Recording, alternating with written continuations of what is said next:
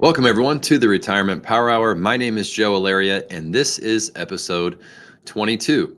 In just a bit, I'm going to be joined by Dr. Tibor Kopjas, who is a physician, a primary care physician with MDVIP, one of the largest networks of concierge primary doctors in the country. And we're going to be talking about health, fitness, and wellness in retirement. So you want to make sure and stay tuned, because part of retiring better is taking care of your health. You can do everything right financially, but if you don't take care of your health and invest in your health, you will not be able to enjoy all that you've saved up for and enjoy this phase of life called retirement. So we're going to talk about that in just a bit. We also have a few listener questions, but I also want to remind you, if you're listening, go to retirementpowerhourpodcast.com. That's where you can view and listen to all past shows, get all of our resources, but more importantly, you can submit your listener questions.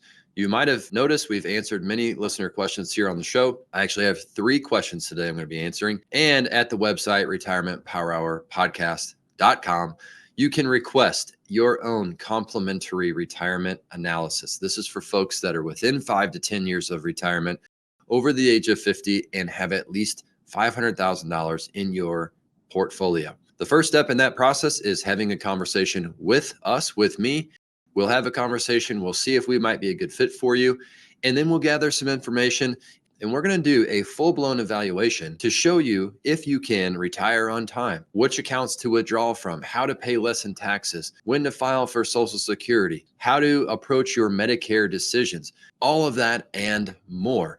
So go to retirementpowerhourpodcast.com and make sure you click that request for your complimentary analysis and get that call scheduled today. So let's jump into our questions for this episode. The first one comes from Marcy, and Marcy says, I was born in 1953. I have been collecting half of my husband's Social Security benefits and continuing to grow my own. So you're taking advantage of something called the restricted application, Marcy. Marcy says, as I turn 70 in February, how long can I continue to collect half of his?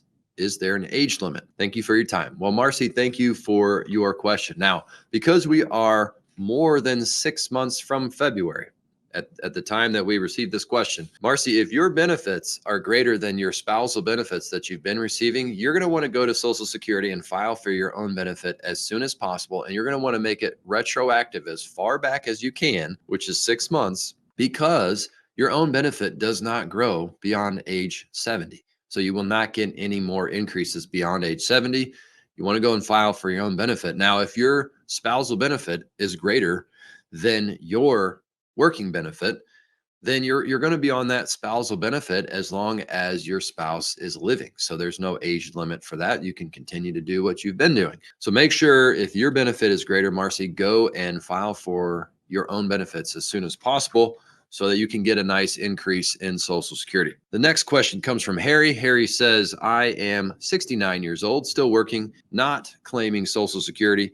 My wife is 70 years old and was born in 1953. She has been receiving Social Security for the last 2 years based on her short working record. Her benefits are much smaller. Can she claim spousal benefits based on my working record, even though I have not claimed for Social Security yet? I'm planning to claim next year when I turn 70. Thank you in advance. Well, Harry, thank you for your question. And the answer to that, unfortunately, Harry, is no. Your spouse cannot take a spousal benefit if you yourself are not receiving benefits.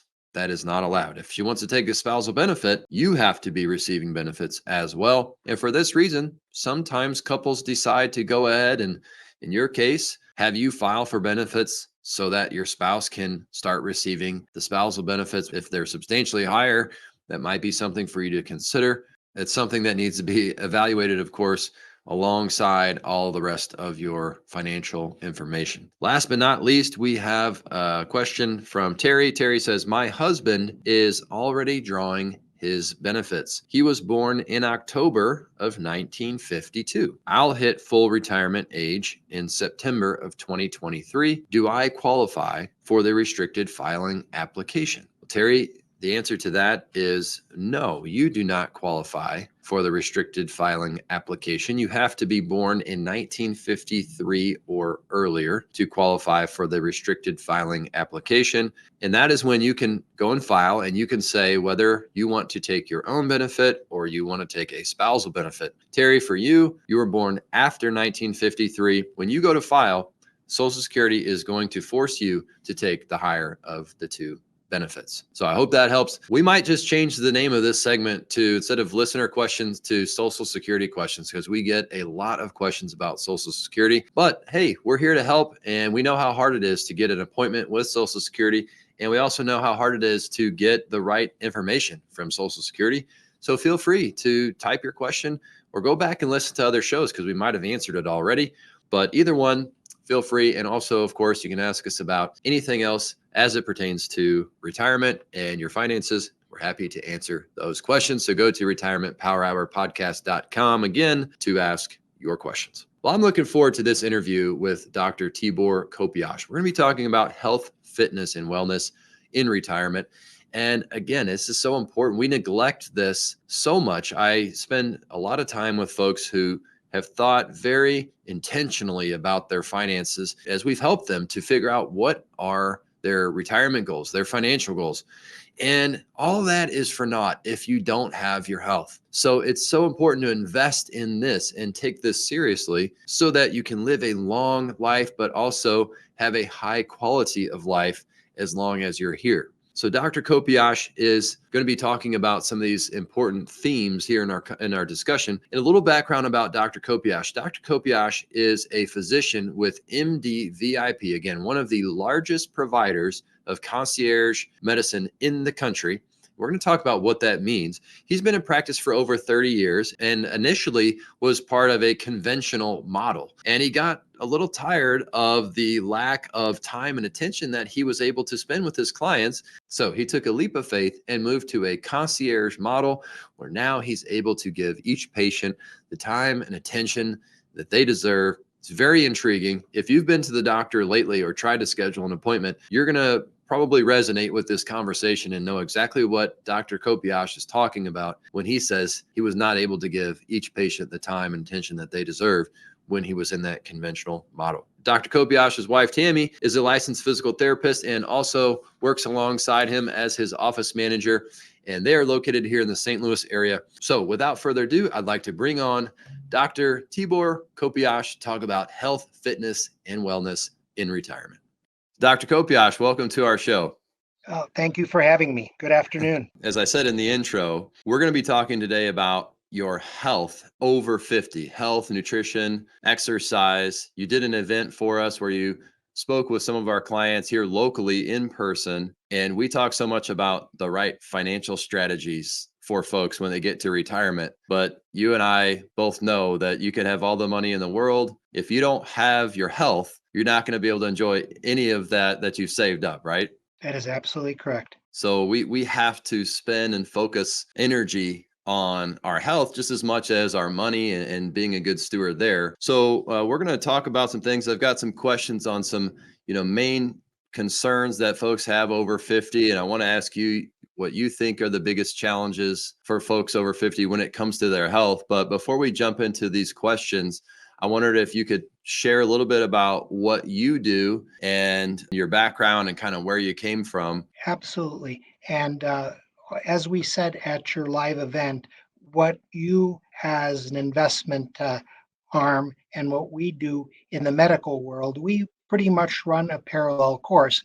And I like to think that what we offer is number one, relationship, and number two, investment, very much what you do. And I think this will lead into my whole affiliation with MDVIP and going from a conventional practice to one of more boutique concierge, whatever you want to call it. As far as relationship, I think that's essential. You have to find a doctor with whom you can have a relationship, somebody that knows you and you know something about him or her.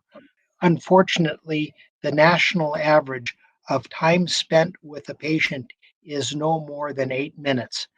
And that 8 minutes usually comes after several weeks of having set the appointment, whether the problem is a chronic problem or an acute problem. So basically, you get 8 minutes after waiting several weeks for that appointment. Investment is once again key because both the doctor and the patient have to be invested, and they have to be invested in their healthcare, and the doctor has to be invested in the patient's welfare. So in that case, we do the same job and also to the same end, once again, to get somebody to that point in life where they are stable, they're secure, and remain stable and secure. That's just astounding to me when you said the average time spent is 8 minutes with a doctor and waiting several weeks to get in. It's sometimes hard to even find practitioner that you need in maybe a specific area. And it just seems like the system is in a bad way. And you certainly doing what we do here and knowing that when we have meetings with our clients, they might average an hour and 15 minutes, sometimes an hour and a half or longer. And when we first meet a client or when we first onboard a client, we'll meet an hour and a half, 3 or 4 times to do a really comprehensive evaluation and analysis and kind of identify weak points. I don't think people get anything close to that when it comes to their health, which probably a good segue into, I wondered if you could share a little bit about what you specifically do at MDVIP, because it's so different from the conventional model. When you spoke about the conventional, tell us a little bit about what exactly MDVIP is and what you do. Well, sure. So I spent 30 years since 1986 in solo practice. At one time, had 4,000 patients and was the hamster on the hamster wheel. Still tried to do my absolute best, but at some point knew that you couldn't provide what you wanted to do. There was never that time for personal contact. There was never that chance to really get to know your patient. When the opportunity, though I'd been courted for a number of years by MDVIP, came along, I thought it was time to jump on board. I thought it was a time in my life, not as a vehicle to retirement, because this will allow me to keep going for a considerably long time. But what the MDVIP model is so different, it's considered concierge medicine, boutique medicine, various names, personal access medicine. It allowed my practice to shrink from 4,000 to just a little bit over 600. And very much like you, our initial meeting is not an 8 minute meeting. Our initial meeting with the new patient is an hour, which is kind of unheard of in the medical profession. Right. Subsequent appointments are a half hour, and people get in the same day unless you call at 3:55 in the afternoon. We'll get you in the next day. But MDVIP started out originally in Boca Raton, Florida, 20 plus years ago. Two doctors saw the handwriting on the wall. They knew things, like you said, they were already in a disarray 20 years ago and they've certainly gotten worse. So they set up this model of physicians. We are not owned by MDVIP, they are our support, but they also help funnel patients into tertiary and quaternary care centers. So let's say you have a specific issue and you desperately need to go to the Mayo Clinic, or an unfortunate issue where there's a malignancy and it's Sloan Kettering or MD Anderson. Well, in all these cases, you'd end up in a queue. What MDVIP, having a relationship with these institutions, will allow you to do is to move up in the queue. Maybe you're not going to be number one in line, but you may jump from 1,000 to 80. So there's Sure. benefit there. MDVIP offers physical therapy online, all sorts of diets. But once again, it has allowed me to spend that not 8 minute session with a patient. It now allows Right. me to spend that 30-minute and initial visit of an hour. And it Yes. allows me the flexibility to speak with a physician that I want to refer someone to, something that Sure. was unheard of in the past. And it allows me to be what I think is the most important role now is to be the patient's advocate. Somebody Yeah. has to push for you and get you past that 8-minute mark. And that was going to be my next question, because someone advocating on your behalf, it is key. And when you're going into a system where, to be honest, like you said, I don't even know my doctor. My doctor doesn't know me. I haven't even seen my doctor. I've seen a nurse practitioner at my doctor's office. I saw her for, maybe 12 minutes. I didn't keep track. It could have been 8. There's no one trying to help me get to the best solution. And if I have to go see a specialist, then it's like these two, it's hardly like they don't even speak to each other. They don't communicate. Of course, they send Well, that's records, that's but absolutely true, and yeah, that brings a very important point. That's what the electronic medical record was meant to do. We were supposed to share information. Well, the problem is not everybody's on the same system. We yeah, can't access the records of Barnes. We can't access the records of the Sisters of St. Mary's, of HSHS, the other big hospital system, and they can't access our records. And now in the old days, at least, the referring or the physician that received the referral would send you a letter. Thank you for sending your patient. This is what we saw. This is what we want to do. That's a thing of the past. And you're right. Just being able to make that phone call has everything to do with good patient care, and it's yeah, continuity.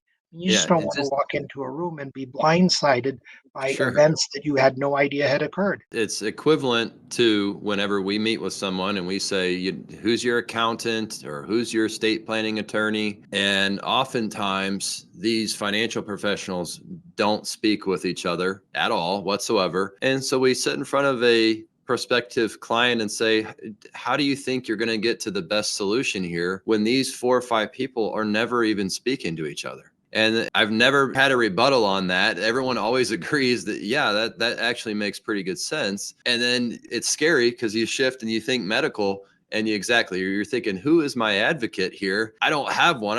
We all are forced to advocate for ourselves. And some And people can't. yeah, some people can or don't know how. If I go to the doctor, I don't know anything else to do other than to say, I'm invested in this. I want to make sure that we're spending the proper amount of time and doing the right preventative care and things of that nature. And does that make them give me the time of day? I'm not Oh, sure. no, you're exactly right. And one of the things I like to tell people is I like to say that not only am I your doctor, I'm your quarterback, because people do have multiple specialists that they see. Somebody has to kind of coordinate the efforts of all the specialists and at least gather that information. And oftentimes somebody will come to me and say, this is what was told to me, but I just quite don't understand it. And it becomes my duty, my obligation, and my desire to try to distill it in a way that somebody will understand so they would be better invested in their own health care. I think part of it is just doing the right thing for yourselves. And one of the things that we touched upon when we had our live meeting, we talked a little bit about nutrition, talked about exercise. The guidelines used to be 30 minutes worth of exercise 3 times a week was kind of the norm. That now has been pushed to 200 to 240 minutes worth of exercise. Now, that doesn't mean everybody has to sweat. That doesn't mean you can't go for a brisk walk, use some resistance bands, some light weights, bicycle. We've got a wonderful trail system here in Madison County that We do. everybody should be taking advantage of. I mean, Yes. how many pools do we have in just in this area? People Right. that you don't necessarily have to be a swimmer, but my gosh, walking in the water against resistance is incredible exercise. Yep. And trying to eat right is so important. And you can write in so many good ways. We in our office kind of have always advocated that Mediterranean type diet, that South Beach diet, one that's really rich in avocado oil, olive oil. We try to tell everybody to eat everything that's red, yellow, and green. Everything that is white and processed obviously is your enemy. So I Yeah. mean, there's some very, very simple things. Sure. Encourage immunization, and we certainly encourage. The most important thing is to encourage the screening that we can, the things that we can screen, whether it's mammography, colon, which unfortunately is starting to show up, colon cancer in a younger and younger age group. Now the screening for colonoscopy is down 45, and I think very soon it'll be down to 40. Mammography, to have the PSA done, It's not a perfect test. It's still the only show in town. So there's still things that, you as a patient would say, hey, doc, when was my last? That's a Right. perfectly good question to ask. And Sure. it's kind of important for the patient to also keep track of it. Obviously, we have to keep track of it. The Yeah. patient should be educated to how often they need these tests and also be kind of their advocate. Hey, is it So time for my colonoscopy? Is it time for my mammography? Is it time for my lung cancer screening if I'm a smoker? Those are all very, very, very important things. what is the frequency on those things? A lot of it depends on family history too. So part of what MDVIP does, we have access to Cleveland Clinic heart labs, which other offices don't have access to. So the Cleveland Clinic heart labs are labs that are very, very specific indicators and predictors of heart disease and stroke. Hmm. Sure, you can go and get a cholesterol done, find out what your good cholesterol is, what your bad cholesterol is, but we actually have tests that we offer as part of our program, and that's the premium for joining MDVIP, is once a year kind of getting like a little mini Mayo Clinic exam that is very, very specific toward predicting stroke and heart attack. Whether you being 45 or older, and for postmenopausal women, still the number one killer in the United States, stroke and heart disease, then die of malignancies. So MDVIP has not that we exclude screening for everything else, but the focus is really to try and prevent things that are actually preventable. Based on family history, we look strongly at lipid status. Based on family history, let's say there is colon cancer early in your family. Well, that means you probably should get your screening colonoscopy well before the age of 45. And if you had a first degree relative that had colon cancer at an early age.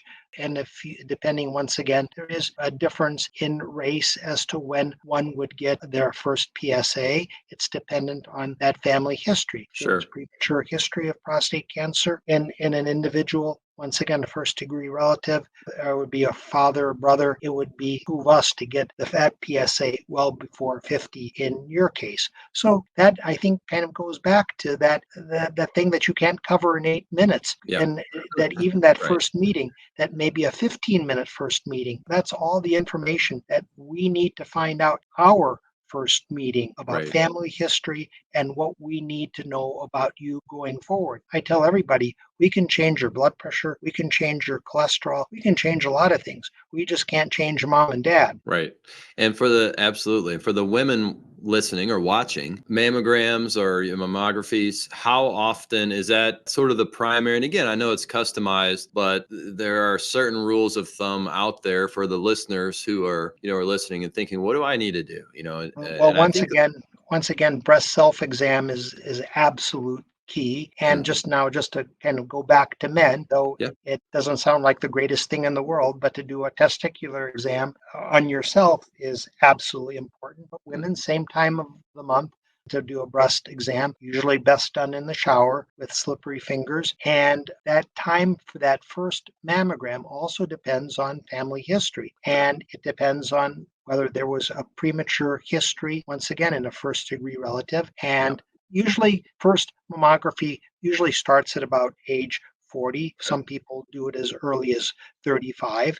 But once Okay. again, if there's a very strong family history, in many cases, there's a mammogram that alternates with an MRI, a much more sophisticated way of looking at the breast. And so your listeners have probably heard of the BRCA gene and its importance in breast, uterine, and ovarian cancer. So there's multiple things that fit into it. Just being your own advocate and Right. knowing your body and doing that self-exam, especially in the case of women and doing that breast self-exam, super important. Getting mammography, but that date of that first mammogram also depends on family history. To kind of skip to a different topic, but it kind of relates to nutrition, which you had mentioned and talked about. How much emphasis should we be putting on vitamins, supplements? I have not met anyone who will give me the time of day about what vitamins I should be taking. Are they completely useless? Is it, I kind of No, always thought they're important to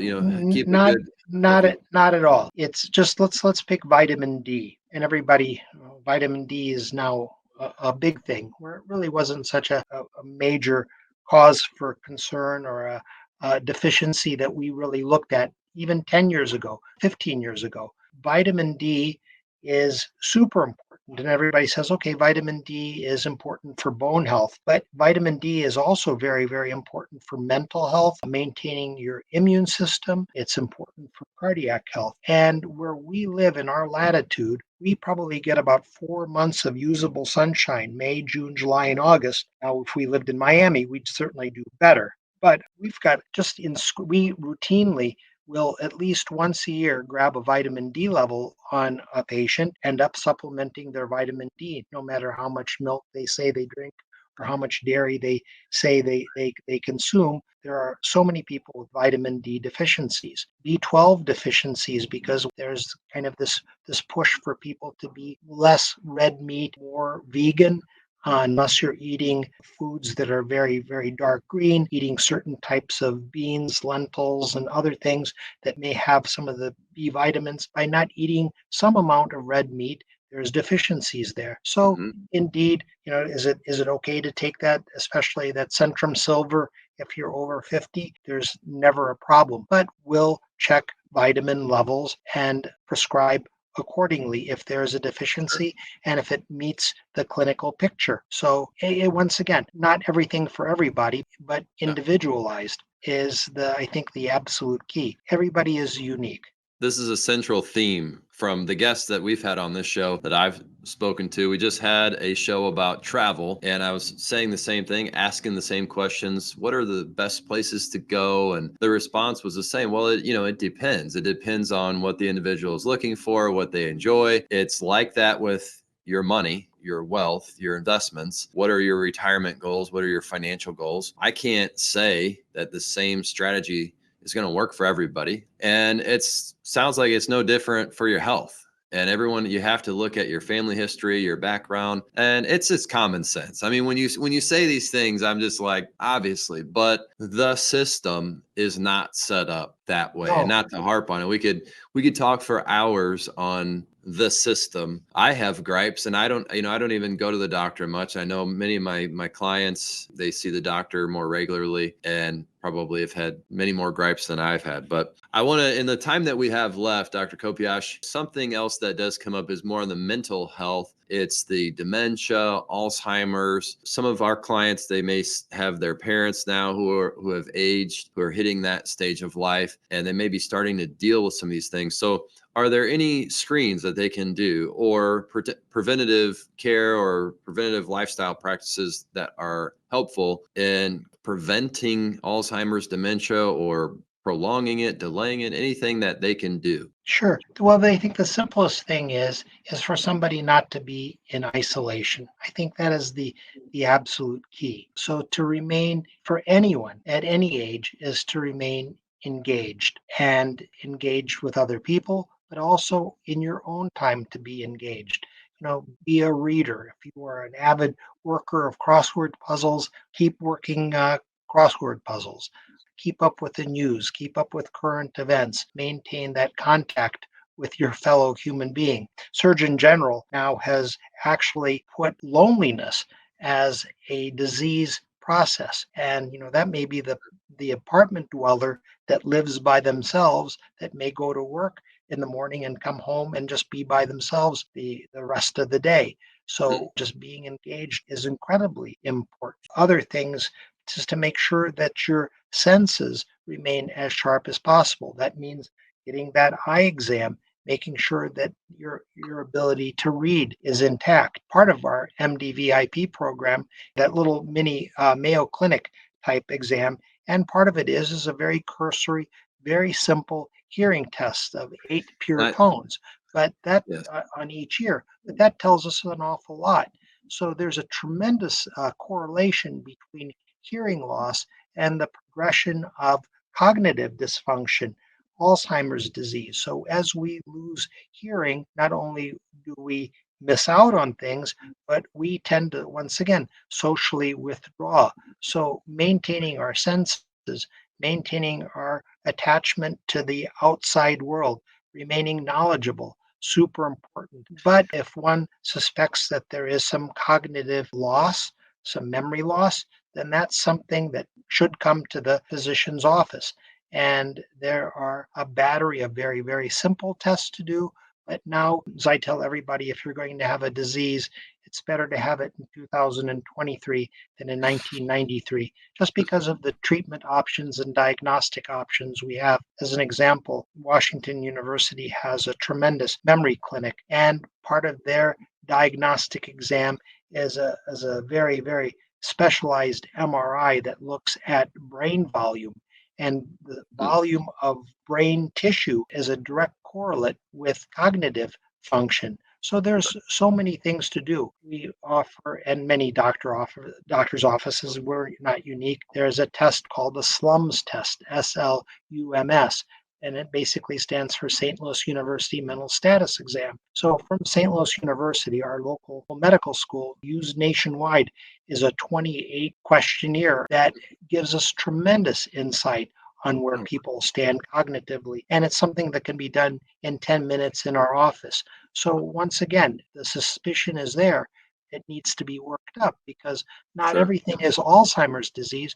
There are many other illnesses that masquerade as Alzheimer's that are Right. totally, totally treatable. You just need to make the diagnosis. A couple things there. One thing, being engaged, we talk about it all the time. I can, without doing any tests, I can see folks that retire and they are engaged in something. They're happier, they are brighter, they're sharper. When folks retire to nothing, it's hard on them. And so we encourage people to either volunteer, get engaged in something that where someone is counting on you to go and show up and to use your mind or your brain or your labor in some way, shape, or form. Or for some folks, they're able to semi-retire and continue to do somewhat the same thing that they were doing, just not on a full-time basis. Boy, that's a great financial strategy. If you still could use a few extra bucks when you retire, that's a fantastic idea. But even for the mental benefits, stay engaged is pretty important. And the last thing you said is there's so many people out there that invest in their financial future and they're not investing in their health. And now I know that possibly I'm assuming MDVIP may not be for everyone, but for those that it is, and for those that want to invest in their health and that they take it seriously and they want to make sure they're getting the best care, advocacy, service from a health standpoint, gosh, I highly encourage you to look into this model. Yeah, well, like I said, it basically about 22 years ago is when MDVIP came into existence. Now, there have been individuals that have kind of done this on their own. In St. Louis County, I think there were two doctors that did this years back. But once again, it's a very difficult thing to organize on your own. But Sure. MDVIP is certainly the largest provider of this type of practice. I think there are 1,100 offices nationwide. Most of them, as you could imagine, are in Texas and Florida just because of the Yep. demographic. The concept, I think, is growing. It takes an incredible leap of faith. You could imagine what it was like to go from 4,000 people and relative craziness and but relative security to say, okay, I'm going to do this. Who's going to come with me on this journey? Yeah.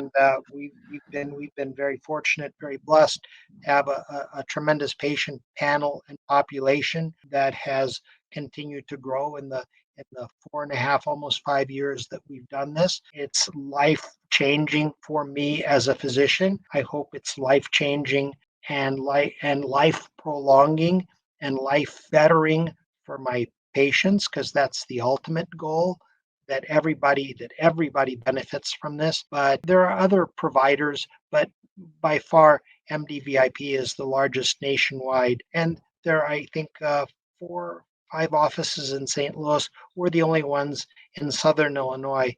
Well, it makes all the sense in the world. Like I said, for folks that you want to invest in your health, you're not happy with where you're at, there are other options. So we will include information on Dr. Kopjas and MDVIP in our show notes. So be sure to check those out. And Dr. Kopjas, thank you for coming on and talking with us and discussing some of these very important topics. I've got a list of questions I didn't get to, so maybe we'll have you back on at some point and talk some more. There's so much to uncover here, but you've been a great resource, and our event was wonderful when you came out and spoke to our clients. So thank you again for your time today. An absolute pleasure, and would be happy to do it again. All right. Well, with that, everyone, thank you for watching this episode of the Retirement Power Hour podcast. Before you go, I want to remind you, go to retirementpowerhourpodcast.com. You can use that website to click submit a question. You can view all of our prior episodes as well and get lots of great resources from those episodes. But you can also submit a request for a free retirement analysis. And this is for folks that are within 5 to 10 years of retirement. You're over 50 years of age and you're wondering, can I retire? Do I have enough? Have I saved enough? Am I on track? What am I going to do about Social Security? What am I going to do about Medicare? If you go to the website, you can request that complimentary analysis. The first step is just scheduling a phone call. You'll talk with me. We'll ask you a few questions. We'll gather some information, and then we will take you through and show you, just like we talked about with Dr. Kopjas, we'll do a full-blown evaluation, a full analysis, and show you what areas we feel should be addressed. If there are any concerns, we'll tell you about those, and also opportunities, ways to improve things and put you in a better position. So go to retirementpowerhourpodcast.com. Don't forget, leave us a review as well on Apple, Spotify, Google. We appreciate you tuning in. And don't forget to join us next time on the Retirement Power Hour podcast, where we help listeners invest wiser and retire better. Take care. Thank you for listening to the Retirement Power Hour podcast. All material discussed on this podcast is for educational purposes only and should not be construed as individual tax, legal, or investment advice. Investing involves risk of loss, and investors should be prepared to bear potential losses. Past performance may not be indicative of future results. Joe Allaria is an investment advisor representative of Carson Allaria Wealth Management, a registered investment advisory firm. Information discussed on this podcast may be derived from third parties that are believed to be reliable, but Carson Allaria Wealth Management does not control or guarantee the accuracy or timeliness of such information and disclaims all liability for damages resulting from such sources. Any references to third parties are provided as a convenience and do not constitute an endorsement.